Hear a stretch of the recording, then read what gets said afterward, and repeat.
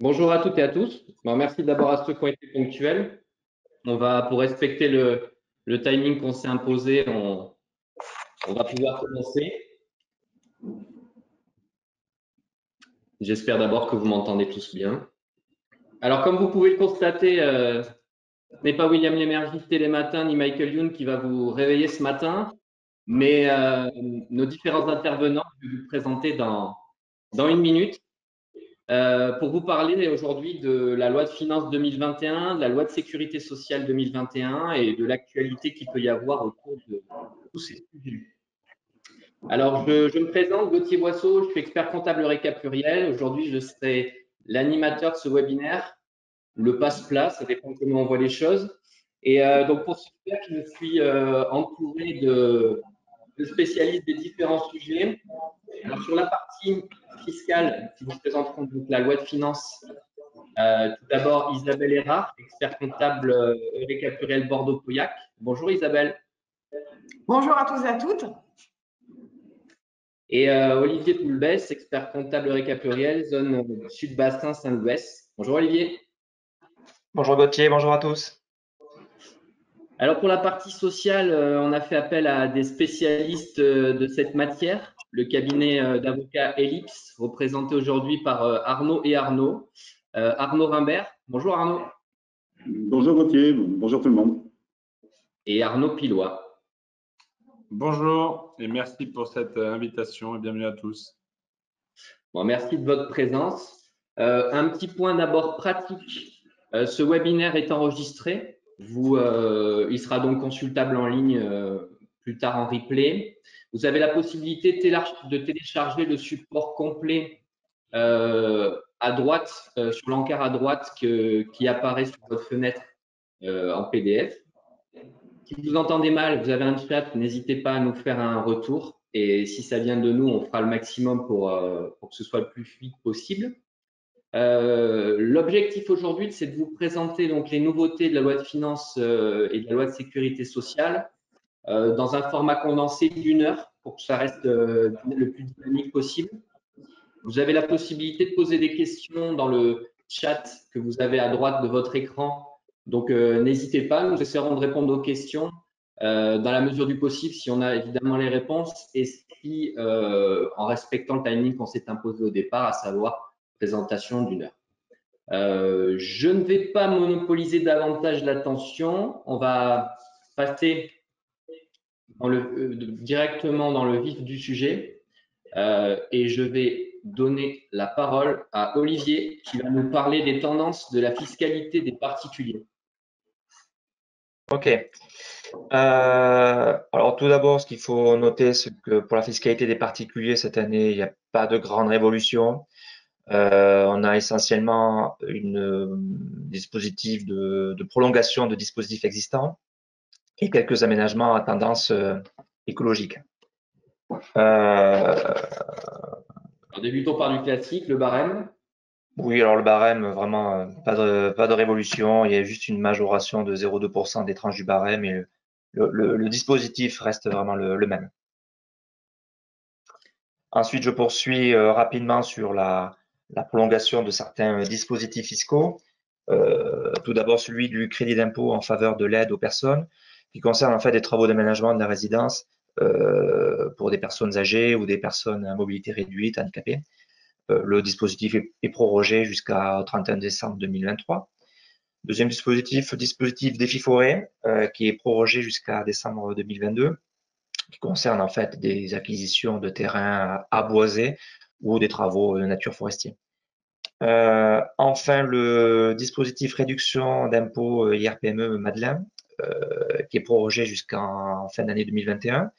Pour rappel, ce dispositif concerne une souscription au capital d'une PME, éventuellement pour une augmentation de capital d'une PME, mais uniquement si on a déjà bénéficié du crédit d'impôt en amont lors de la souscription, et si la société a fait un plan d'investissement. Donc, le taux avait été ramené de 18 à 25% en 2020. En milieu d'année 2020, ce taux de 25% est maintenu jusqu'en fin décembre 2021 pour tout investissement fait jusqu'à cette date-là. Alors, un dispositif plus connu, le dispositif Pinel? Oui, tout à fait. Alors, ce dispositif Pinel qui devait s'arrêter donc a été prorogé jusqu'au 31 décembre 2024. Par contre, il va nettement être amenuisé. On va se retrouver avec une réduction des taux progressive tous les ans. Par exemple, si vous êtes sur un engagement de location sur 6 ans, le taux va passer progressivement de 12% aujourd'hui à 9%. Si vous êtes sur un engagement sur 9 années, le taux va passer de 18% à 12%. Et si vous prenez 3 années de plus, donc pour ramener à 12 ans l'engagement de location, on passera de 3 à 2% complémentaires, ce qui fait que la réduction globale d'impôt passera de 21% à 14% lorsqu'on est sur un engagement de 12 ans. Et également, ça va être recentré uniquement sur les investissements dans des bâtiments d'habitation collective lorsqu'on est sur un dispositif Pinel sur du neuf. Voilà, donc maintien, mais de moins en moins d'intérêt. Plus de maisons individuelles. Ouais, exactement. Également aussi le dispositif des dons pour les associations, donc pour les associations d'aide aux personnes qui bénéficient du taux à 75%. La limite avait été remontée à 1 000 € en 2020. Cette limite de 1 000 € a été prorogée sur 2021. Ok. Avant c'était un petit peu moins de 600 €, je crois. Ouais, c'est ça, 550 €. Ok. Ensuite, donc comme je le disais en introduction, donc dispositif à tendance écologique. Lorsque vous avez un véhicule électrique, vous pouvez désormais bénéficier d'un crédit d'impôt pour l'installation de systèmes de charge dans votre résidence. Et c'est étendu en fait à un système de charge par personne. Donc si vous êtes au niveau du couple 2, ben, ça fait deux crédits d'impôt.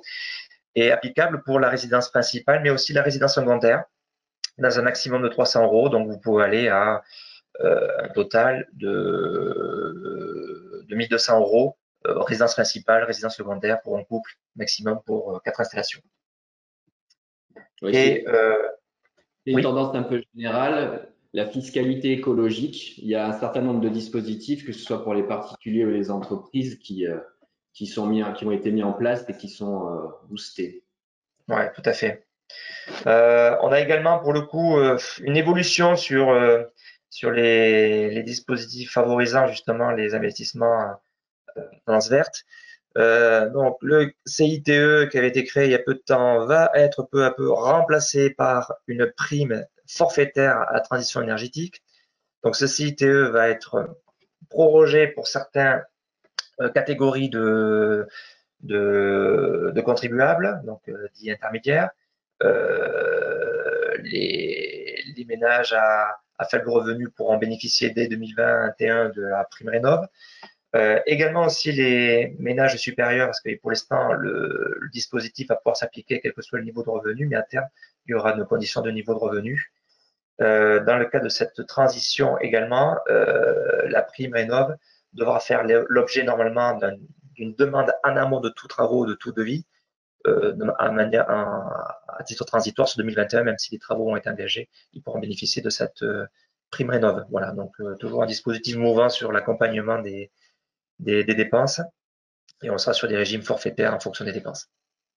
Oui, tout à fait, avec ma prime Rénov' qui peut, en fonction de son revenu fiscal, prendre une très grande part du coût des travaux à sa charge. On va vraiment, pour les très faibles revenus, on va vraiment sur des prises en charge pas totales, mais largement majoritaires du coût des travaux, quand on rentre dans la catégorie de travaux. Tout à fait. Une dernière nouveauté aussi, et pas des moindres, donc ça touche la plus-value immobilière. Alors c'est un dispositif qui est un petit peu resserré, mais qui a un énorme avantage, donc qui permet de bénéficier d'un abattement de 70% de la plus-value immobilière, quel que soit son délai de détention, même avant un délai de détention de 6 ans. Alors attention, ça ne s'applique pas pour tout le monde. Ça s'applique uniquement si vous vendez une maison, pas de terrain à bâtir, et dans le cadre en fait d'une zone de grande opération d'urbanisme ou de revitalisation de certains territoires. Donc ça ne touche pas toutes les zones territoires, hélas, mais notamment c'est des zones en fait qui ont l'objet d'être densifiées au niveau population. Et l'objectif, c'est derrière de détruire la maison en fait pour construire des bâtiments collectifs. Donc l'acquéreur s'engage à construire derrière un immeuble à nature collective. Et ce taux d'abattement de 70% pourra même être ramené à 85% si on est dans le cadre de construction de logements sociaux ou dits intermédiaires. Oui, l'exemple, c'est par exemple le quartier de la Gare à Bordeaux. Oui, exactement. Pour favoriser donc ça, on va détruire des maisons pour construire des bâtiments qui seront très élevés, très hauts. Merci. On va passer maintenant au dispositif applicable aux indépendants. Oui, tout à fait. Alors, pour se rapprocher en fait du régime des particuliers, va être instauré pour les indépendants un dispositif en fait d'indemnité journalière paternité. Voilà. Donc on est sur l'évolution aujourd'hui des mœurs et on se retrouve à pouvoir bénéficier, mais uniquement si on a véritablement un arrêt d'activité. Donc il y aura des indemnités journalières qui pourront être versées aux dirigeants. On attend quand même les décrets d'application pour savoir exactement le contour de cette réforme, en sachant que ça sera pour les naissances à partir du 1er juillet 2021. Également là aussi, dispositif qui avantage les dirigeants, dirigeants profession libérale, tous les dirigeants qui dépendent en fait de la caisse de retraite CNAL. On se retrouve aujourd'hui à avoir un 91 jours de carence lorsqu'on est en arrêt, notamment en arrêt maladie. Donc, l'idée, en fait, c'est qu'on puisse bénéficier d'indemnités journalières avant d'attendre les 91 jours, sachant qu'une cotisation sera mise en place pour pouvoir financer ces indemnités journalières. Donc, on ne connaît pas encore aujourd'hui le taux de cotisation, ni quels seront les plafonds qui seront appliqués sur les revenus. Donc, on attend en fait les décrets d'application pour être un peu plus le contour de cette disposition, mais qui est quand même plutôt une évolution favorable. Sachant qu'on conseillait toujours aux libéraux de prendre un contrat Madelin pour correctement se protéger, notamment dans ce cas de carence. Il faut peut-être bien attendre avant de réfléchir sur le maintien de ces contrats Madelin. Ils seront peut-être toujours pertinents au-delà de cette histoire de carence de 80 jours. Tout à fait. Merci Olivier. On va maintenant basculer au dispositif applicable aux entreprises. Isabelle, ça va être à toi.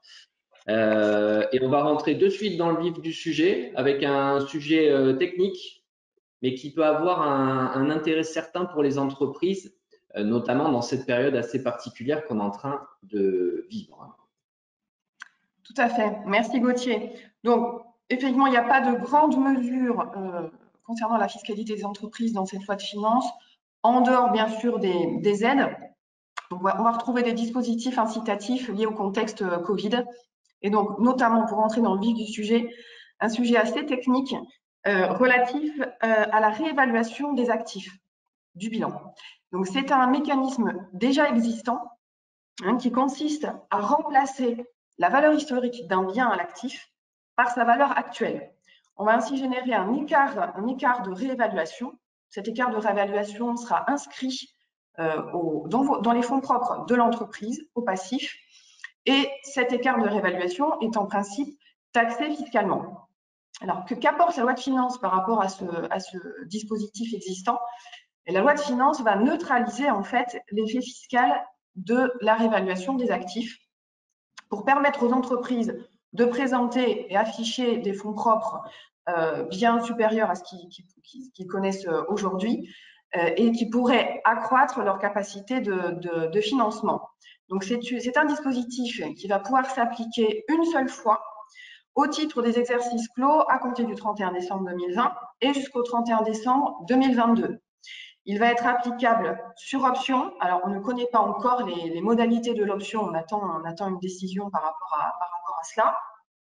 Et la réévaluation des actifs va concerner seulement tous les actifs immobilisation corporelle et financière. Donc, ne seront pas inclus les immobilisations incorporelles telles que les fonds de commerce. Mais on va pouvoir réévaluer un immeuble, par exemple, ou une machine-outil dans notre bilan. Oui, c'est C'est un vrai sujet, la présentation des comptes cette année avec ces années Covid où certains secteurs d'activité ont été extrêmement touchés, vont présenter des pertes certaines et vont voir leurs fonds propres très, très altérés. La difficulté, ce sera vis-à-vis des organismes bancaires et notamment des refinancements, puisque un des critères majeurs un des critères en tout cas d'analyse des dossiers par les banques, ce sont les fonds propres.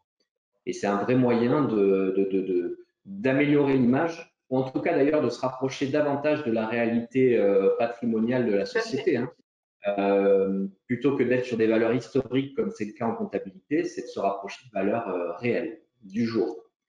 On pouvait le faire auparavant, mais on était taxé immédiatement. Là, le dispositif permet d'étaler cette taxation et donc de pouvoir se poser la question plus sérieusement.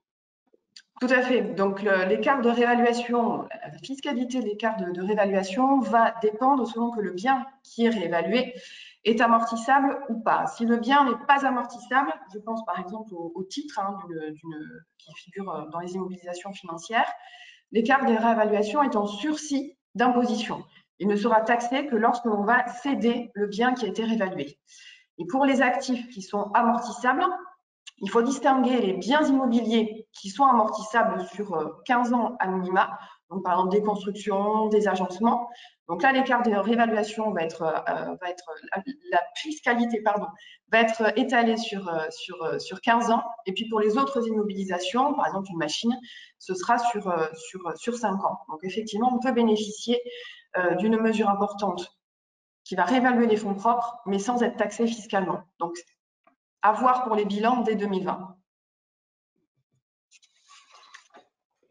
Une autre mesure dans le même esprit, qui va être la neutralisation des conséquences fiscales du leaseback ou cession-bail, donc qui va permettre aux entreprises de effectivement générer de la trésorerie, mais sans avoir la fiscalité y afférente. Donc, un leaseback, c'est quoi? C'est j'ai à mon actif un immeuble professionnel, je vais le vendre à un organisme de crédit bail, donc je vais encaisser des fonds, et je vais devenir titulaire d'un contrat de crédit bail, donc je vais verser des loyers. Donc bien évidemment, au passage, il va y avoir une plus-value. Cette plus-value est en principe taxable, mais encore une fois, dans le contexte Covid et pour favoriser les entreprises à obtenir de la trésorerie, revaloriser leurs fonds propres, cette plus-value sera étalée sur la durée du contrat de crédit bail, et ce sans pouvoir excéder 15 ans. Donc ce sera applicable pour toutes les ventes à compter du 1er janvier 2021 et jusqu'au 30 juin 2023, donc pour tous les actifs immobiliers professionnels d'entreprise. Très bien. Parlons un peu des nouveautés au niveau des organismes de gestion agréés. Tout à fait. Nos indépendants, titulaires de BIC, BNC, BA, qui n'adhèrent pas à un centre de gestion, voient leurs revenus fiscaux majorés de 1,25. La loi de finances prévoit que cette majoration sera dégressive pour disparaître sur les revenus 2023. Donc, pour 2020, les revenus de nos indépendants qui sont non adhérents à un centre de gestion seront majorés de 1,20. Voilà. Oui, ça veut dire que pour les adhérents actuels, pour l'instant, on ne change rien, ils continuent à adhérer, etc. Progressivement, et en tout cas en 2023, la question pourra se poser de l'intérêt ou pas de cette adhésion. On verra. Tout à fait. Tout à fait. Un mot. Oui. Non, pardon, je vais enchaîner direct. Une mesure importante concernant le taux réduit d'impôt sur les sociétés de 15%. Donc, ce taux aujourd'hui bénéficie aux entreprises qui réalisent un chiffre d'affaires inférieur à 7 630 000 €. La loi de finances prévoit d'augmenter ce seuil de chiffre d'affaires à 10 millions d'euros. Donc, on va avoir plus d'entreprises qui vont pouvoir bénéficier du taux réduit d'IS à 15%. Autre information importante, la trajectoire à la baisse du taux d'impôt de société hors 15% continue pour arriver en 2022 à l'objectif qui était fixé depuis la loi de finances 2019 à 25%. Donc, pour l'exercice 2020, pour les entreprises qui ont un chiffre d'affaires inférieur à 250 millions d'euros, le taux d'impôt société sera de 28%. On partait d'un taux à 33 un tiers. Donc, on voit bien que le taux a bien diminué. Et donc, objectif 2022, 25%. Et pour les entreprises dont le chiffre d'affaires est supérieur à 250 millions d'euros, le taux est de 28% pour les bénéfices allant jusqu'à 500 000 euros. Et au-delà, on est à 31%. Et en 2021, la baisse continue.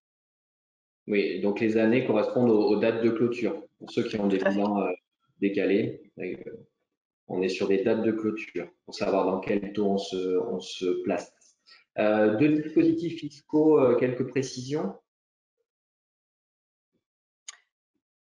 Oui, concernant les abandons de créances à caractère commercial, beaucoup d'entreprises aujourd'hui, notamment par rapport au loyer, vont consentir des remises et des abandons sur leur loyer.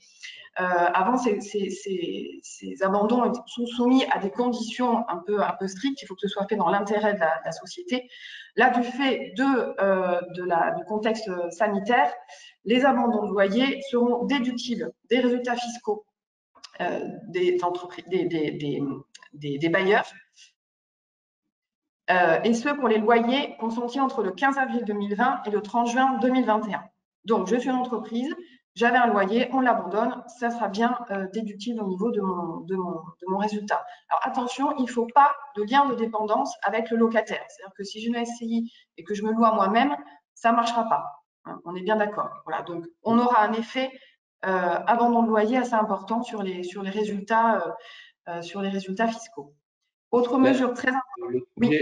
Juste un mot, pardon Isabelle, le sujet peut paraître évident. On a abandonné un loyer, on a le droit de le déduire. Ça semble l'évidence même, et en fait, ça ne l'était pas. C'est-à-dire qu'en tant que bailleur, quand on ne respectait pas son bail et qu'on abandonnait un loyer, il y avait un risque que le fisc dise que ce loyer est quand même taxable. Ça peut paraître étonnant, mais c'était le cas. Donc la loi est venue préciser que dans les conditions Covid actuelles, il n'y aurait pas cette double peine, entre guillemets, pour le propriétaire qui n'encaisse pas le loyer et qui en plus avait un risque de se voir taxer. Voilà. Tout à fait. Et dans ce cadre-là, zéro risque. Ensuite, une disposition également importante pour les entreprises qui peuvent avoir dans leur bilan une créance de carryback. Alors, le carryback, c'est une créance d'impôt société qui résulte du report en arrière de déficit. Donc, l'entreprise peut avoir eu des déficits générés en 2015, en 2016, en 2017, en 2018, en 2019 et en 2020, une créance de carryback. Ce stock de créances va pouvoir être remboursé. Avant, il fallait attendre 5 ans pour pouvoir se faire rembourser cette créance si elle n'avait pas été utilisée pour payer de l'impôt société. Le contexte sanitaire fait que les entreprises ont besoin de trésorerie. Donc, pour toutes les entreprises qui disposent de créances d'impôt société non utilisées, le remboursement sera possible, et ce jusqu'au 19 mai 2021. Avec une petite précision sur les exercices 2020, l'entreprise pourra demander dès le 1er janvier 2021 le remboursement de cette créance d'impôt société générée sur les comptes 2020, sur les exercices 2020, avec une petite marge d'erreur de 20%, cette marge d'erreur que l'on connaît. Donc, c'est une estimation provisoire de carryback, un remboursement provisoire. Donc, il faudra faire attention au moment de la liquidation de l'impôt société de bien vérifier si on ne s'est pas trompé, sinon il peut y avoir des petites pénalités. Après, est-ce qu'ils iront jusqu'à mettre les pénalités au vu du contexte? C'est pas sûr. Mais bon, une opportunité pour les entreprises qui avaient des stocks en cours de créances, et pour les entreprises qui font des déficits cette année, la possibilité de générer une créance et de se la faire rembourser immédiatement sans attendre 5 ans. Oui, très concrètement, ça veut dire qu'une société qui a payé un IS important au titre de ses comptes 2019 et qui voit en 2020 une perte significative compte tenu du contexte, peut faire cette demande-là et en gros récupérer tout ou partie en fonction du déficit et du montant payé en 2019, enfin, en tout cas tout ou partie de l'impôt qu'il a payé l'année précédente. Donc ça, c'est quand même intéressant. Alors là, on poursuit sur des dispositifs. Tout à l'heure, on parlait de fiscalité écologique. Que ce soit pour les particuliers ou pour les entreprises. Et là, on va voir les mesures au niveau des entreprises. Tout à fait. Donc là, un nouveau crédit d'impôt qui est créé par la loi de finances, qui est le crédit d'impôt pour la rénovation énergétique des bâtiments. Donc, toutes les sociétés TPE, PME, alors ce sont des sociétés au sens communautaire du terme, c'est-à-dire un chiffre d'affaires inférieur à 50 millions d'euros, ça va toucher quand même pas mal d'entreprises, et ou un total bilan de 43 millions d'euros et un effectif inférieur à 250 salariés. De tout secteur confondu, qu'ils soient propriétaires ou locataires de leurs locaux, s'ils mettent en œuvre des travaux d'amélioration d'efficacité énergétique sur leurs bâtiments, donc il faut que ce soit des bâtiments à usage tertiaire qui sont achevés depuis plus de 2 ans, ils pourront bénéficier d'un crédit d'impôt de 30% des dépenses, plafonné à 25 000 euros. Donc c'est vrai que ça peut être intéressant. Donc ce sont des travaux qui seront limitativement énumérés. Donc on pense notamment à l'isolation, la pose de pompes à chaleur, de chaudières biomasse. Voilà, il y a une liste très précise qui a été mise en place. Et il faut que les travaux soient réalisés par un professionnel qualifié RGE. Et donc, ce seront pour toutes les dépenses engagées entre le 1er octobre 2020 et le 31 décembre 2021. Voilà, l'année 2021, pardon, à voir si il est possible d'engager de telles dépenses afin de bénéficier d'un crédit d'impôt. Oui, si on a des projets de travaux sur nos locaux professionnels, c'est le moment. C'est le moment. Un mot sur les associations et le mécénat? Tout à fait. Alors, un petit rappel, bon, la loi de finances a ouvert le champ à de nouveaux organismes qui pourraient faire bénéficier aux donateurs de réduction d'impôts. Donc, un rappel important sur les réductions d'impôts au titre du mécénat. Donc, une entreprise peut effectuer des versements à un organisme éligible. Cela va générer une réduction d'impôt égale à 60% du montant versé. Ce montant versé est plafonné à 20 000 euros pour les exercices clos à compter du 31 décembre 2020 ou 5 pour 1000 du chiffre d'affaires s'il est supérieur. Donc, c'est un moyen de faire une bonne action et d'avoir une réduction d'impôt. Donc, c'était un petit rappel intéressant à faire. Je ne rentre pas plus dans le sujet. Une précision sur les zones d'activité, les dispositifs d'exonération fiscale et sociale. Tout à fait. Bon, là, je vais passer vite, mais il existe des dispositifs fiscaux avantageux pour les entreprises qui sont implantées dans certaines zones. Je pense aux ZRR, zones de revitalisation rurale, aux ZFU. Bon, ces dispositifs devaient prendre fin au 31 décembre 2020. Ces dispositifs d'exonération d'impôts sociétés, d'exonération de CFE sont prolongés. Donc, vous retrouvez sur le support l'ensemble des informations, mais je ne vais pas rentrer dans le détail. Un passage maintenant sur les évolutions en termes de TVA avec des mesures pour certains secteurs concernés assez nouvelles et vraiment qui vont changer leur mode de fonctionnement. Tout à fait. Alors, un dispositif qui est mis en place, alors c'est pas pour tout de suite, mais c'est pour le 1er janvier 2023. Alors, on connaît l'intégration fiscale qui est de créer un groupe au niveau impôt-société. Là, l'intention du législateur, c'est de créer un régime de groupe au niveau TVA avec un assujetti unique. Donc, des entreprises qui ont des liens entre elles au niveau financier, économique, organisationnel vont pouvoir, sur option, constituer un groupe au niveau TVA. Il y aura un seul représentant qui sera désigné comme redevable de la TVA au nom de toutes les sociétés qui sont membres du groupe. Donc la première application, c'est pour le 1er janvier 2023. Ce sera valable pour 3 ans et il faudra opter pour ce nouveau régime avant le 31 octobre 2022. C'est vrai qu'on n'y est pas encore, mais ça peut être intéressant pour un groupe, notamment quand il y a des relations intra-groupes, puisqu'en fait, toutes les relations intra-groupes, les flux intra-groupes seront exemptés de TVA. On ne va uniquement déclarer que les flux hors groupe au niveau TVA. Donc, ça peut être intéressant à ce niveau-là. Donc, à réfléchir, c'est pour le 1er janvier 2023. Mais je pense que c'est quelque chose qui peut être intéressant. Alors, le e-commerce, et le fonctionnement de la TVA dans l'Union européenne. Tout à fait. Alors, c'est un vaste sujet, on pourrait en parler pendant des heures, mais je vais essayer d'être succincte parce que ce n'est pas l'objet du jour. Donc, la loi de finances pour 2020 avait transposé la directive européenne e-commerce. C'est vrai qu'aujourd'hui, voilà, vous êtes une entreprise française, vous vendez en Espagne, en Italie, etc. Il y a un seuil de chiffre d'affaires à vérifier pour savoir où la TVA doit être appliquée. Donc, c'est soit 35 000 euros, soit 100 000 euros. Donc, ça pouvait poser quelques problèmes d'appréciation. Donc, la loi de finances avait prévu au 1er janvier 2021 une simplification du régime en créant un seuil de chiffre d'affaires unique. Donc, pour tous les États membres, c'était 10 000 euros.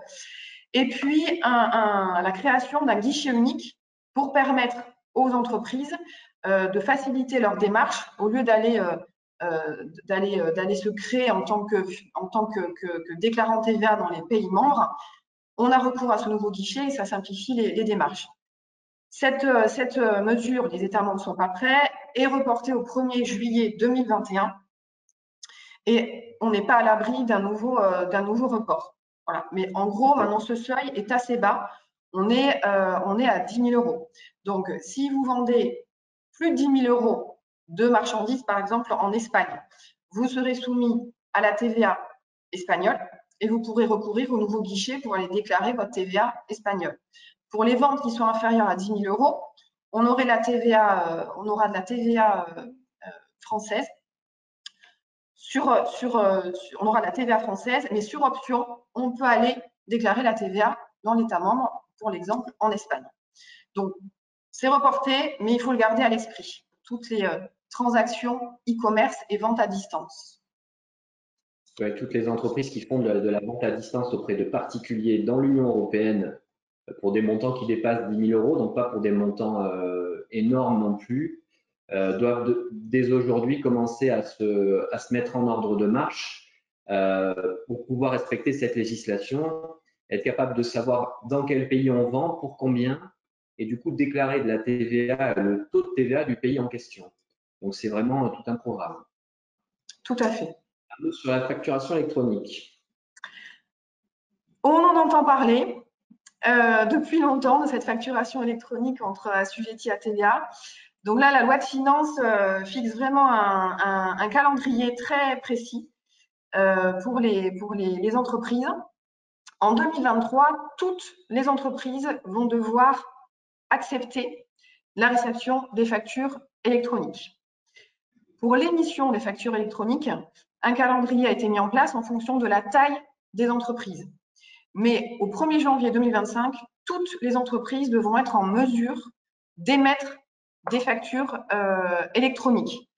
Alors, un deuxième effet par rapport à cela, c'est que l'administration fiscale va demander aux entreprises d'envoyer les factures sur une plateforme de façon à faciliter l'exploitation des données et le contrôle surtout de la TVA, ce qui permettrait à terme éventuellement de pré-remplir les déclarations de TVA, et ce de façon à lutter contre la fraude à la TVA.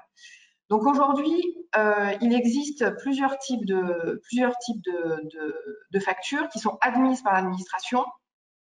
Donc on a bien sûr les factures papier, les factures Word, Excel, etc.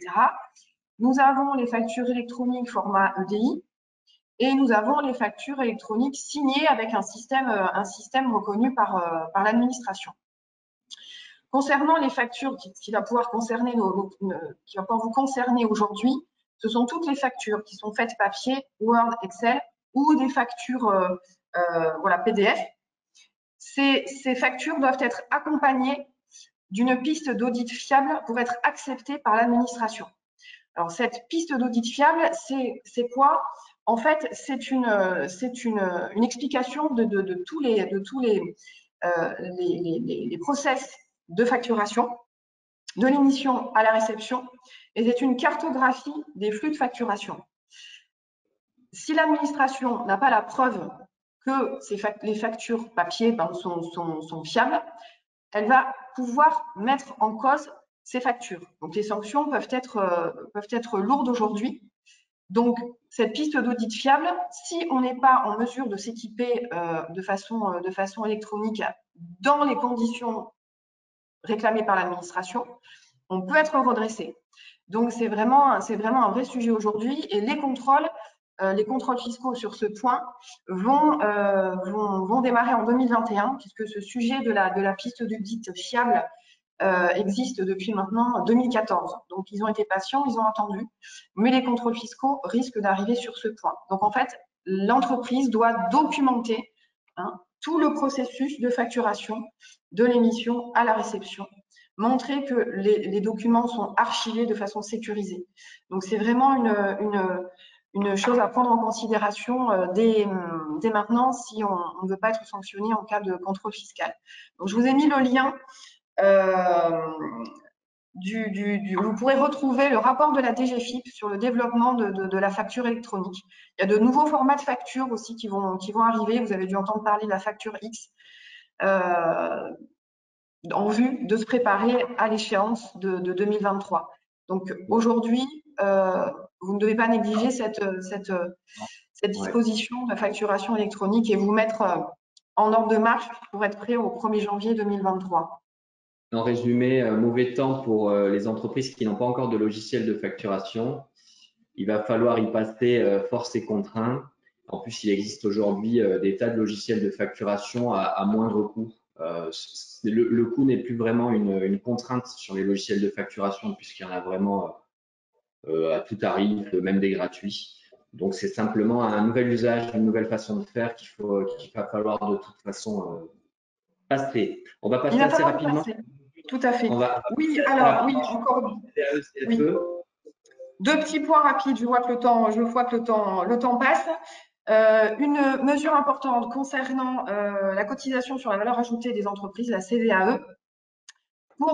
À partir de 2021, les taux d'imposition seront divisés par 2. Donc, vous êtes une entreprise à plus de 50 millions d'euros de chiffre d'affaires, le taux d'imposition était à 1,50, il va être divisé par 2. Le pendant de cela, c'est qu'il va y avoir des petites modifications sur d'autres petits sujets, notamment le doublement de la taxe pour frais de CCI, qui passe de 1,73% à 3,46%. La CVAE minimum, qui est à 250 € aujourd'hui, il va passer à 125 €. Ça, c'est quand vous êtes juste au seuil au-dessus des 500 000 €. L'abattement qui était applicable pour les entreprises dont le chiffre d'affaires était inférieur à 2 millions d'euros passe à 500 € au lieu de 1 000. Et puis, pour les acomptes dus à compter de 2022, le seuil d'exigibilité passe de 3 000 € à 1 500 €. Mais l'important, c'est que le taux d'imposition aujourd'hui est divisé par 2, donc la contribution à la CVAE va diminuer en 2021. Petite précision sur la cotisation foncière des entreprises. En cas de création ou d'extension de nouveaux établissements, sur délibération des communes, les entreprises qui seront concernées pourront bénéficier d'une exonération pour 3 ans de la CFE. Et dernier point, la contribution économique territoriale est plafonnée aujourd'hui à 3% de la valeur ajoutée. Et à partir de 2021, ce plafonnement sera ramené à 2%. Donc, des calculs à faire pour savoir si vous pouvez bénéficier de ce plafonnement qui sera réduit à 2%. Le plafonnement qu'on a l'habitude d'utiliser dans les entreprises et ne pas oublier à l'utiliser quand on est redevable de la CFE et qu'on a un loueur meublé non professionnel, qui peut arriver en termes de gestion patrimoniale, quand on a ça à titre personnel, on peut récupérer un bout de la taxe qu'on paye grâce à ce système de plafonnement. Olivier, on va revenir vers toi. On va parler maintenant des mesures en lien avec le Covid, ex-coronavirus. Oui, tout à fait. Alors, j'essaie d'accélérer parce que nos amis de Ellipse, sinon ils vont commencer à râler derrière moi. Bon, première mesure importante. Bon, comme le disait Isabelle déjà, il est important de bien retenir que tout abandon de loyer effectué jusqu'au 15 juin 2021, 30 juin 2021, bénéficie de la possibilité d'être déduit, mais également a été rajouté un crédit d'impôt sur tout abandon de loyer correspondant à un loyer sur la période de novembre 2020, donc deuxième période de confinement.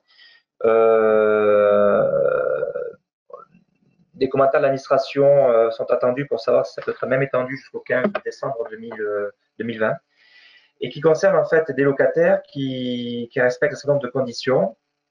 Tout d'abord, en fait, subir une fermeture administrative ou être de toute façon globalement être inclus dans une liste qui a été établie par l'administration dite S1 que l'on peut retrouver notamment lorsqu'on fait des demandes de fonds de solidarité et qui sont en fait des activités qui sont fortement touchées par les fermetures. Et on retrouve notamment l'hôtellerie, café, restauration, événementiel, etc. Donc il y a un décret qui a fixé toute une liste d'activités. Le click and collect peut être réalisé et pour autant on peut bénéficier aussi de ce dispositif de crédit d'impôt lorsqu'on abandonne le loyer, parce qu'il continue à faire un peu d'activité. Le locataire ne doit pas être en difficulté au 31 décembre 2019 au sens de réglementation européenne, c'est-à-dire ne pas être en situation d'être mis en procédure collective ou être en procédure collective, c'est-à-dire sauvegarde, redressement judiciaire, liquidation judiciaire. Le locataire ne doit pas être en liquidation judiciaire au 1er mars 2020 pour que l'on puisse bénéficier de ce crédit d'impôt qui correspond en fait à 50% du loyer qui est abandonné. La date à laquelle en fait l'abandon joue sur le moment en fait où on peut en bénéficier. Pour une société IS, s'il a été fait avant le 31 décembre, on pourra en bénéficier sur le prochain bilan au 31 décembre. S'il a été fait en 2021, ça sera sur le prochain bilan 2021 que l'on pourra en fait le déduire de l'IS. Et pour l'impôt sur revenu, grosso modo, il sera applicable sur la prochaine déclaration d'impôt sur revenu au titre de l'impôt sur revenu 2021. Si on est dans le cadre de revenu foncier. Pour nos clients locataires dans ces secteurs d'activité, n'hésitez pas à vous rapprocher de vos cabinets d'expertise comptable pour qu'on vous donne des arguments à avancer à votre bailleur pour que le coût est pas nul mais quasiment nul d'abandonner un mois de loyer compte tenu du crédit d'impôt et de l'économie faite sur le fait d'impôt sur le fait qu'il n'encaisse pas un loyer. De la même façon, quand vous êtes un bailleur, n'hésitez pas à nous questionner sur ce sujet.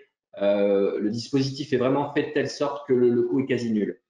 Le PGE. Ok, donc le PGE, c'est pas la nouveauté, mais en tout cas, il est prorogé jusqu'au 30 juin 2021. Donc, c'est quand même un super outil pour récupérer de la trésorerie sans exposition, très faible exposition du dirigeant, compte tenu de la garantie d'État. Le dispositif a été repoussé de 12 mois de plus au niveau du premier remboursement. Et est censé durer au maximum jusqu'à 5 ans pour un coût relativement modeste. Donc, si vous n'avez pas encore activé le PGE et que vous êtes quand même dans une situation relativement exposée en matière de niveau de votre activité, n'hésitez pas encore une fois à vous retourner vers votre banque et les délais de réaction du traitement des dossiers sont quand même sont très rapides et le formalisme aussi. Voilà, est très allégé. Donc voilà, le fonds de solidarité a été prorogé par la loi de finances jusqu'au 16 février, mais la loi de finances prévoit aussi que ce dispositif puisse être par décret repoussé sur encore une période de 6 mois, donc je pense qu'au milieu d'année 2021. Donc les prochains décrets fixeront la possibilité de continuer ce dispositif du fonds de solidarité. Donc, encore une fois, comme le disait Gauthier, je vous renvoie sur notamment la note que l'on a pu faire sur notre site internet sur les aides avec toutes les activités qui sont éligibles. N'hésitez pas à vous retourner aussi vers votre collaborateur, vers nous, pour plus de précisions sur le fonds de solidarité. Tout à fait. Et concernant les charges sociales. Ok, donc bon, là, poursuite en fait des systèmes d'exonération et d'aide au paiement des cotisations sociales. Donc là, le service social est tout à fait à même pour continuer à vous accompagner là-dessus. Un mot aussi concernant les indépendants. Il est important de noter que les indépendants pourront bénéficier de réductions de cotisations. Ce qu'il y a, c'est que pour l'instant, on ne connaît pas en fait vraiment tous les éléments là-dessus. On attend en fait un décret qui n'est pas encore paru. Donc, ça sera quand même un élément important pour connaître en fait à quel niveau les indépendants qui ont été fortement touchés en fait par notamment les fermetures ou au niveau de leur activité pourront bénéficier d'exonération sur la cotisation sociale des indépendants. D'ores et déjà, il y a eu des suspensions de charges sociales de la part de l'URSSAF des indépendants en automatique pour permettre justement aux indépendants de gérer un petit peu leur trésorerie compte tenu du contexte. Ouais, par contre, quand même, petit rappel, notamment pour les indépendants où les cotisations ont été repoussées. Attention, repoussées n'égale pas automatiquement exonéré. Donc, vous risquez d'avoir de très mauvaises surprises en milieu d'année, au deuxième semestre 2021. Donc, faites attention sur les paiements, qu'est-ce qui a été prélevé au niveau de vos cotisations. N'hésitez pas à vous retourner vers nous pour savoir quelles sont les marches à suivre en fonction de votre situation, parce que ça peut être un peu le miroir aux alouettes. On force beaucoup de clients on les encourage à payer pour pas justement se retrouver dans ces situations quand on sait qu'ils vont plus maintenir leurs revenus. Un focus sur les véhicules avec toujours cette tendance à la fiscalité écologique. Ok, alors je vais être très rapide. Première chose, le malus automobile va être alourdi de manière nette et sans bavure. Une nouvelle taxe va être rajoutée en fonction du poids du véhicule. C'est le malus au poids, hein, ça se marqué un peu de taxe sur la masse, c'est la démarche. Je donne un exemple, et ça va être progressif de 2020, 2021, 2022, 2023. En 2020, pour un véhicule qui faisait 220 grammes par kilomètre au niveau émission CO2, le malus était de 20 000 euros. En 2022, il sera à 36 500 euros. Un autre exemple, un Hyundai Santa Fe qui fait 1 tonne 9, 218 grammes par kilomètre au niveau émission de CO2. On va se retrouver avec un malus au poids de 1 650 euros, malus CO2 de 34 224 euros. Donc ça coûtera un malus global de 35 874 euros. Donc vraiment un alourdissement. Tous ceux qui ont la bonne idée de vouloir acheter des gros SUV allemands, ça va coûter de plus en plus cher. La taxe sur véhicules de société, lorsqu'on en plus on a la bonne idée de le mettre dans le niveau de la société, va continuer d'être alourdie. Donc elle va être réaménagée en 2021 et en 2022, ça va être refondu pour mettre encore plus de critères écologiques et étendu à toute activité économique. Donc on suivra ça sur 2022. Mais voilà, mettre un gros véhicule dans une société coûtera encore de plus en plus cher. Les véhicules électriques ne sont pas concernés par ces dispositifs.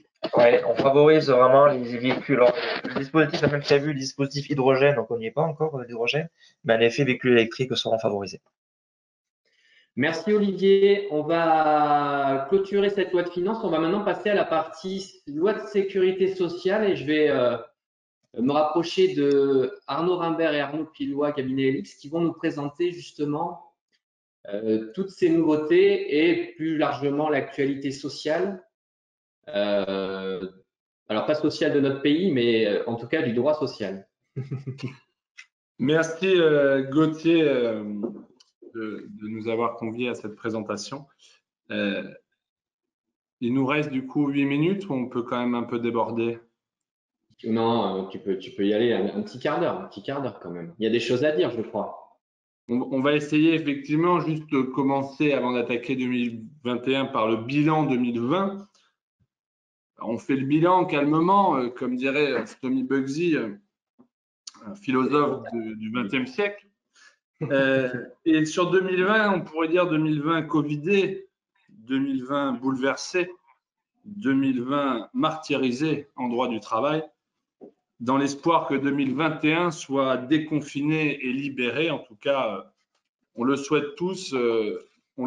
Pourquoi? Parce que cette année a été bouleversée par l'activité liée au Covid. Il y a eu une inflation législative comme jamais sur deux angles. Le premier angle, ce sont toutes les mesures sanitaires, donc le confinement, déconfinement, plan de reprise d'activité. On a réinventé les relations sociales, les modes de management. Bref, on a dû se réinventer dans toutes les entreprises de France de par la crise.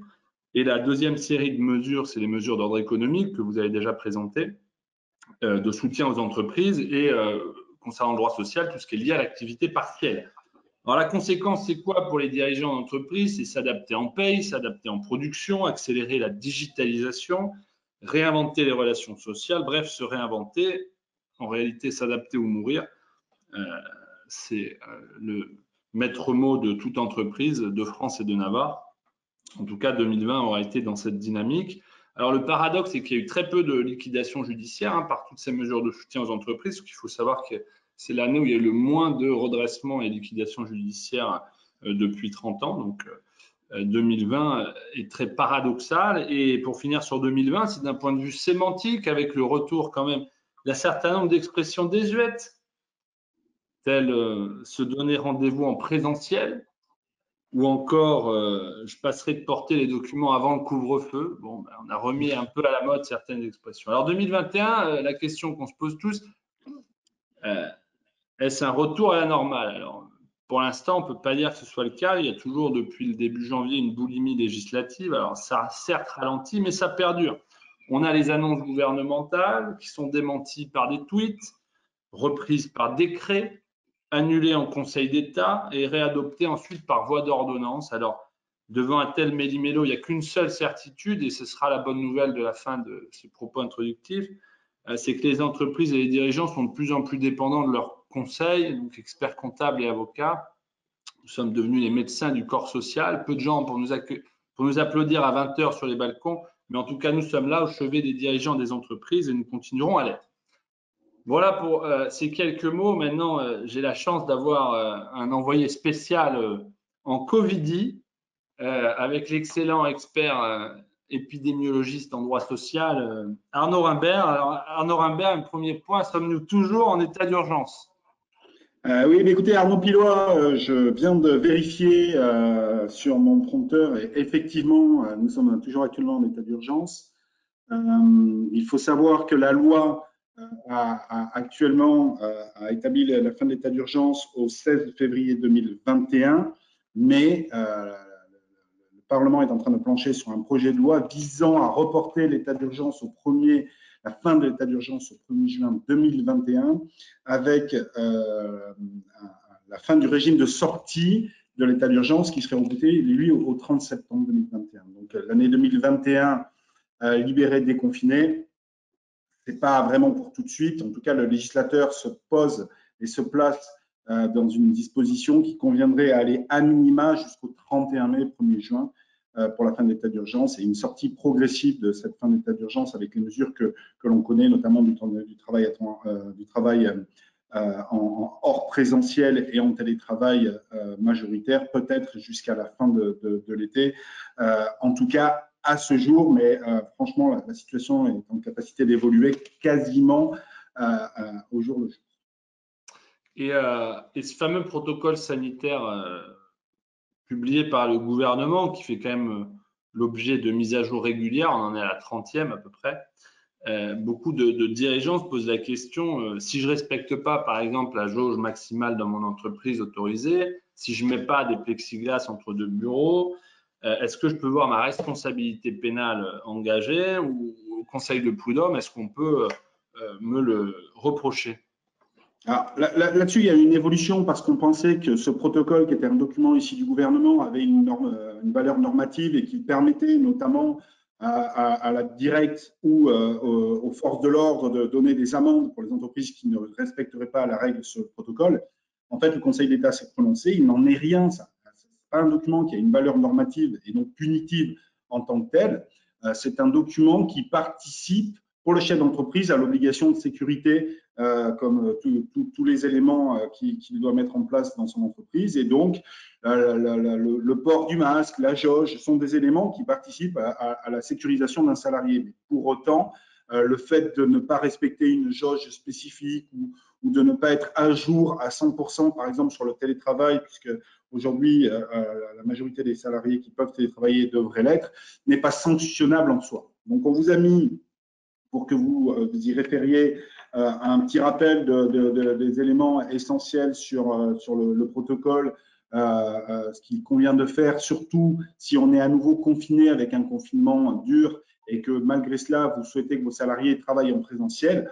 Reprenez les éléments sur le protocole qui seront des éléments de nature à vous protéger en cas d'éventuelle infraction ou poursuite. Il faut savoir qu'à ce jour, parmi nos clients, on n'en a aucun qui a été poursuivi ni par l'administration ni par les forces de l'ordre pour une infraction sur les règles sur le protocole sanitaire. Et on n'a pas non plus de salariés qui ont engagé d'action devant le Conseil des prud'hommes pour faire juger que l'employeur n'était pas en adéquation avec ces règles-là. Donc, il ne faut pas non plus paniquer. Ce sont des règles de bonne conduite. Il faut, dans la mesure du possible, essayer de s'y référer et ça devrait bien se passer. Ensuite, on a quelques points sur lesquels il faut rester vigilant. Nous en avons dénombré 5. Le référent Covid, c'est une obligation. Chaque entreprise de France doit avoir un référent Covid et ça doit être affiché dans l'entreprise. Donc, si vous ne savez pas qui mettre, naturellement, c'est le chef d'entreprise, personne d'autre. Donc, vous affichez. Et après, si vous avez des questions, vous appelez vos conseils qui sauront vous aider à y répondre. Mais il faut qu'il y ait un référent. Il faut une information sur les gestes barrières là-dessus. Vous l'avez probablement fait, mais vérifiez que autrement que c'est toujours en place. Vous reprenez sur les sites gouvernementaux toutes les informations qui ont été faites par notre gouvernement. Vous imprimez, vous affichez, ça suffira amplement avec tout ce qui est gestes barrières, nettoyage des mains, le port du masque et tout ce qui s'ensuit. Un plan de circulation, si ça s'y prête, par exemple, si vous avez une entrée et une sortie, on fait une entrée par un passage et une sortie par l'autre pour éviter que les gens se croisent. Les masques. C'est l'entreprise qui doit mettre à disposition des masques en nombre suffisant et faites attention, anticipez parce qu'on nous indique que le variant anglais, les étrangers, le brésilien, le sud-africain, le port de masque en tissu ne permettrait pas de se protéger vis-à-vis d'eux. Donc, anticipez, achetez des masques en papier puisque vous avez l'obligation juridiquement de les mettre à disposition des salariés. Donc, il faut que vous ayez quelques réserves. Et puis également, il faudra axer sur les jauges de capacité des pièces communes. Si on est de nouveau confiné avec un confinement un peu lourd et que malgré tout, vous maintenez du travail en présentiel, le conseil que l'on peut vous donner, c'est de fermer le réfectoire. Plus personne ne mange en commun et de faire en sorte que les salariés puissent travailler dans des bureaux individuels pour éviter le risque que le virus se transmette et surtout de paralyser l'entreprise. Il faut bien avoir en tête que ce n'est pas tant la responsabilité du chef d'entreprise parce que clairement, à mon avis, on n'en aura pas d'action en responsabilité. À mon sens, c'est quelque chose que l'on connaîtra de manière exceptionnelle. Mais par contre, si tous les salariés de l'entreprise se retrouvent atteints du Covid et en arrêt de travail en même temps, ça va paralyser l'entreprise et donc ça va nuire à la continuité économique de l'entreprise, ce qui n'est pas le bon moment non plus pour la pérennité des entreprises. Et merci pour ces éclairages. Et le télétravail, qui, je le rappelle, n'est pas le fait de regarder la télé au travail, est-il obligatoire? Parce qu'on entend tout et son contraire sur le télétravail. Est-ce que moi, chef d'entreprise, on m'impose de mettre mes salariés en télétravail ou pas? Alors là également, c'est une recommandation mais qui n'a pas de valeur normative. Si vous ne pouvez pas, vous pouvez démontrer que le télétravail n'assure pas un travail de manière efficiente, en tout cas même à aujourd'hui, on peut passer outre dès lors que vous permettez de démontrer que les salariés en présentiel sont en sécurité parce qu'ils ont des bureaux individuels, parce qu'ils ont des masques, parce qu'ils ne se croisent pas dans les salles communes. Voilà, donc il y a un petit peu un décalage entre les annonces du gouvernement et la pratique. Après, si on est reconfiné de manière sauvage, il vaudra mieux, à mesure du possible, tout faire pour télétravailler. Encore faut-il que ça soit possible. Merci. Et j'avais l'autre jour un salarié de mon entreprise qui, après m'avoir salué du coude, après avoir toussé dans ce même coude, m'a confié au creux de l'oreille, Arnaud, j'ai plus de goût ni d'odorat. Alors, comment je dois réagir face à cette situation d'un salarié qui est manifestement symptomatique? Alors là, justement, le gouvernement a mis en place une procédure totalement atypique, mais qui permet de traiter tout de suite les problématiques de cas symptomatiques, de cas contacts, de cas j'ai un rhume, mais je ne sais pas si j'ai le Covid. En fait, c'est le salarié lui-même qui va aller dorénavant sur le site amélie.fr, qui va s'auto-déclarer comme étant potentiellement cas contact. Ça va lui donner la possibilité de s'absenter en arrêt maladie pendant 4 jours. Et pendant ces 4 jours, il devra faire le test, obtenir le résultat du test. Maintenant, les délais sont suffisamment courts pour qu'on puisse prendre rendez-vous et obtenir le résultat dans les 4 jours. À l'issue du 4 jours, s'il est négatif, il revient travailler dans l'entreprise. S'il est positif, il bénéficiera par la sécurité sociale d'un arrêt maladie, l'immobilisant à son domicile pendant 7 jours. Ce qui est très important, c'est que cette procédure permet surtout aux salariés de bénéficier d'une prise en charge sans délai de carence. Pas de délai de carence ni de la sécurité sociale, ni du complément employeur. Donc, extrêmement favorable. Par contre, s'il va voir son médecin et qui se fait prescrire un arrêt de travail par le médecin, on appliquera les délais de carence classiques. Le but de l'administration étant de faire en sorte que les salariés tout de suite s'immobilisent et qu'ils n'aillent ni dans l'entreprise, ni voir le médecin, qu'ils ne prennent pas le temps, qu'ils s'arrêtent. Alors après, c'est un peu compliqué pour les chefs d'entreprise peut-être à entendre parce que potentiellement, je peux déclarer que j'ai un cas contact le lundi et me faire arrêter pendant 4 jours. J'ai mon test est négatif, je reviens le vendredi et la semaine d'après, le mercredi, je redéclare que j'ai un cas contact. Ce n'est pas limité et donc on aura probablement des abus. Il faudra les gérer, mais c'est la façon dont le gouvernement a trouvé de manière à éviter que les salariés qui potentiellement sont atteints du Covid aillent travailler et attendent 2 jours le temps que leur enfant, par exemple, ait le résultat du test pour pouvoir s'arrêter. Et là, entre-temps, ils ont contaminé tout un tas. Mais si abus il y a, c'est peut-être que le problème est ailleurs. La liste des salariés vulnérables, puisqu'effectivement, on a cru comprendre que cette liste avait été annulée, puis a été à nouveau adoptée. Donc, où est-ce qu'on en est sur les salariés vulnérables? Alors là, les salariés vulnérables, ils ont une particularité qui les conduit à pouvoir être placés en activité partielle à condition de ne pas pouvoir télétravailler. Donc, c'est très important. C'est dans la mesure où on ne peut pas organiser leur travail en télétravail et que je ne peux pas les protéger dans l'entreprise via une mesure d'isolement avec un bureau individuel, avec des masques, avec du gel hydroalcoolique, avec éventuellement un décalage des horaires d'arrivée et de sortie s'ils viennent en transport en commun. Si je ne peux pas faire ça, ils sont donc personnes vulnérables et ils peuvent bénéficier d'une prise en charge dans le cadre de l'activité partielle. La liste des personnes vulnérables, en fait, elle a été élargie après avoir été considérablement rétrécie, mais le Conseil d'État a annulé le dernier décret. Et donc, parmi les personnes vulnérables, on a tout un tas de personnes qui sont atteintes de pathologies graves, mais également les personnes de plus de 65 ans sans pathologie et les femmes enceintes durant le 3e trimestre de leur grossesse. Donc, faites attention par rapport à eux. Ça ne veut pas dire qu'ils ne doivent plus travailler, mais le principe, c'est qu'ils sont en télétravail ou je les protège dans l'entreprise. À défaut, je les place en activité partielle. OK. Et un point central dans la lutte des mesures sanitaires par rapport à moi, chef d'entreprise, c'est quand même mon médecin du travail, puisque c'est quand même, sous l'angle sanitaire, la personne un peu référente. Et y a-t-il eu des évolutions par rapport à la médecine du travail pendant les derniers mois? 2 points importants, effectivement, Arnaud. Le médecin du travail, dorénavant, pendant la période Covid, va pouvoir prescrire des arrêts de travail, alors que c'est quelque chose qu'il ne peut pas faire de manière habituelle. Hein. Il est juste là pour valider l'état de santé d'un salarié en adéquation avec le poste qu'il occupe. Donc, il peut prescrire des arrêts de travail et il peut également venir dans l'entreprise pour participer à des tests de détection. Il a ce pouvoir, lui, mais également les personnes avec qui il travaille, le personnel infirmier des services de médecine du travail, de santé en entreprise. Donc, ils peuvent venir dans l'entreprise à la demande de l'entreprise et être un relais, le cas échéant, pour assez rapidement tester les salariés quand on a une suspicion de Covid. Des pouvoirs un petit peu renforcés pour aider les entreprises, avec un petit point important, il y a un décalage des visites médicales d'entrée, de suivi, parce qu'on estime que l'urgence, elle n'est pas sur le suivi médical au quotidien des salariés, sauf les cas exceptionnels, et notamment les visites de reprise ou les visites d'inaptitude, qui celles-ci sont toujours à faire. Mais ne soyez pas étonnés si le médecin du travail décale toutes les visites biannuelles de vos salariés. Il n'y a pas d'urgence, c'est pas grave, et c'est normal et c'est prévu. Et donc, merci là pour cet éclairage sur les mesures dites sanitaires. On a vu que c'était une approche assez synthétique des mesures sanitaires, mais il y a aussi l'ensemble des mesures dites économiques du travail qui ont été prises. À ce titre, se pose toujours la question 1, est-ce que j'ai la possibilité d'exercer mon activité? Donc, ça concerne hôtel, café, restaurant, tout ce qui est événementiel. Et 2, quid de la réduction d'activités liées à la crise sanitaire. Je suis sous-traitant aéronautique, je suis prestataire pour le HCR justement.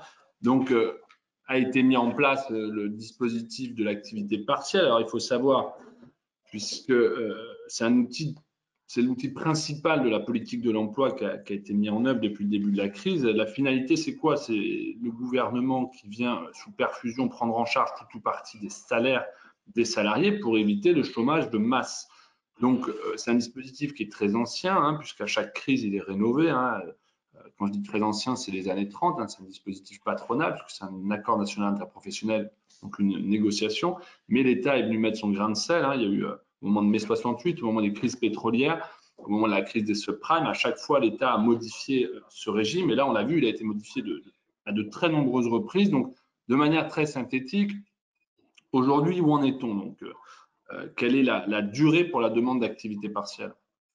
Alors, on a deux, trois points à retenir à date aujourd'hui. Ce qui est important de savoir déjà, c'est que le dispositif commun qui est applicable à toutes les entreprises, il est protégé, il est prolongé à date jusqu'au 1er mars. Donc, on sait que janvier et février, on va être pris en charge si on est en activité partielle comme avant.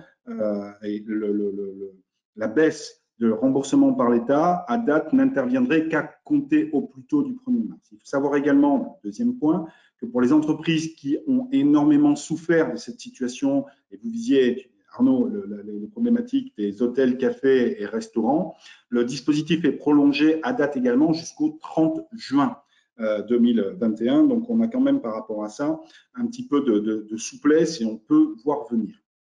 Ce qu'il faut retenir également, c'est que dorénavant, sur les demandes de prise en charge au titre de l'activité partielle, elles ne sont plus faites pour une période maximum d'1 an. Mais la grande nouveauté depuis le 1er janvier 2021, c'est que ce sont des demandes qui sont faites pour des périodes maximum de 3 mois, renouvelables une fois dans la limite de 6 mois par période calendaire de 12 mois. Donc, a priori, en l'état actuel des textes, tout est susceptible d'évoluer, bien entendu, on ne peut bénéficier de l'activité partielle en 2021 que pendant les 6 premiers mois de l'année 2021, puisque après, on se retrouverait limité par la période de 6 mois. Donc, il faut éventuellement s'interroger sur l'opportunité de conclure un accord d'activité partielle de longue durée.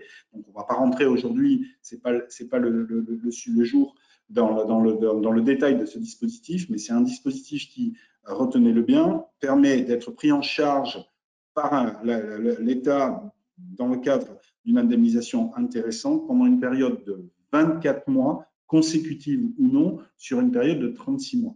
Donc, si les textes restent en l'état, ça veut dire qu'à partir du 1er juillet, si j'étais en activité partielle sur les 6 premiers mois de l'année 2021, je ne pourrais plus l'être dans le régime de droit commun. Donc, ça peut être intéressant de se poser la question de conclure un accord d'activité partielle de longue durée pour pouvoir derrière profiter pendant 24 mois au maximum sur une durée calendaire de 36 mois d'un nouveau régime qui prendra le relais sur le régime de droit commun. Et donc, à aujourd'hui, est-ce judicieux de négocier et de conclure un accord APLD par rapport à l'évolution de la législation?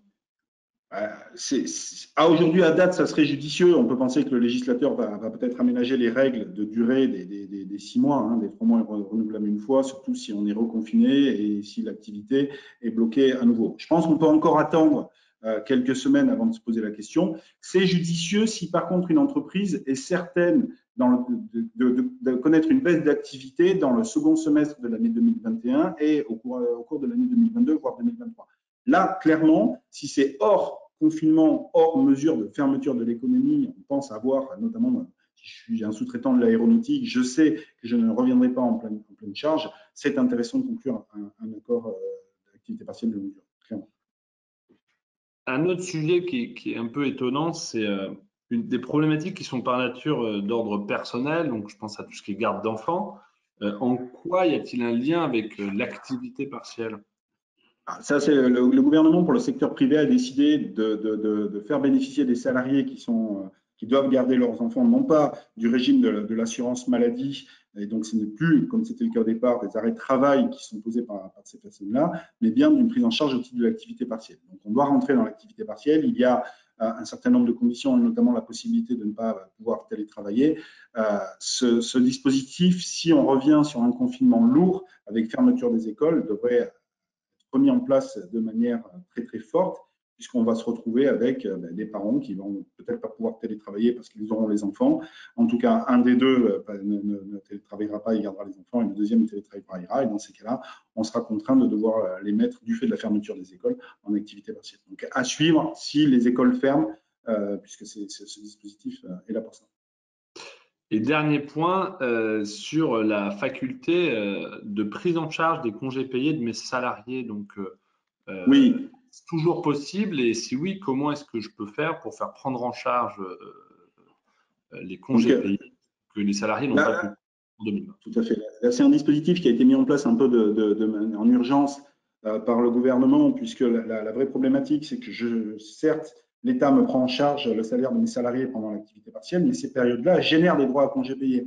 Et ces droits à congés payés, à un moment donné, il va bien falloir que je les paye, sauf qu'on m'a contraint de fermer et je n'ai pas de chiffre d'affaires permettant de payer ces droits à congés. Donc, avant les fêtes, l'État a pris en place un dispositif permettant de poser des congés au départ du 1er au 20 janvier, mais sauf que le décret est tombé pendant les fêtes et qu'il y a une règle qui nous impose de devoir respecter un délai de prévenance d'1 mois avant de pouvoir imposer à des salariés des congés. Donc, il y a eu, suite à cela, une prolongation de ce dispositif. Le dispositif est prolongé jusqu'au mois de mars, jusqu'au 7 mars. Il permet aux entreprises de placer leurs salariés en congé pendant une période de 10 jours, 2 semaines pour simplifier. À partir du moment où elles ont été fermées 140 jours entre le 1er janvier et le 31 décembre 2020, où elles ont une baisse de leur chiffre d'affaires de 90% pendant les périodes d'état d'urgence sanitaire que l'on a connues en 2020. Et dans ces cas-là, les salariés seront placés en congé payé. L'entreprise leur assurera le maintien de leur rémunération à hauteur de 100%. Et l'État, via l'ASP, dans le cadre du remboursement des sommes à l'identique pour l'activité partielle, remboursera 70% du montant de la rémunération maintenue dans la limite de 2 semaines de congé. Donc, c'est un dispositif qui est vraiment intéressant. Il faut y penser. On a le délai d'1 mois, mais probablement que dans 1 mois, l'activité, elle sera quand même assez, pas forcément très élevée du fait de la situation sanitaire. Donc, c'est encore aujourd'hui d'actualité. La seule petite particularité, c'est que si j'impose des congés à partir du 1er février, il faut que sur cette période, j'ai au moins eu un salarié qui a été placé en activité partielle. Je ne sais pas pourquoi, mais c'est une condition qui va avec, mais probablement que ce sera le cas pour tout le monde si on est reconfiné. Donc, pensez-y, ça permet de vous faire financer 2 semaines de congés par l'État et c'est pas neutre. Et pour finir, une bonne nouvelle, un cadeau de l'URSSAF? Un petit cadeau de l'URSSAF. Il reste quelques jours, mais on ne sait jamais. Hein, c'est en vigueur jusqu'au 31 janvier.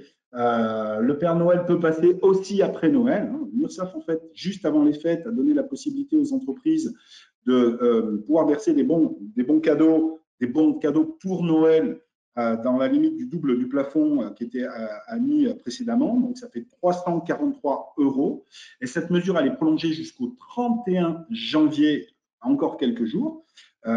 Pour être clair, vous pouvez, à condition de le verser à tous les salariés, bien entendu, verser des bons cadeaux de 343 € au maximum par salarié au titre du Noël 2020. Vous les achetez jusqu'au 31 janvier 2021 et ces 343 € seront totalement exonérés de cotisations.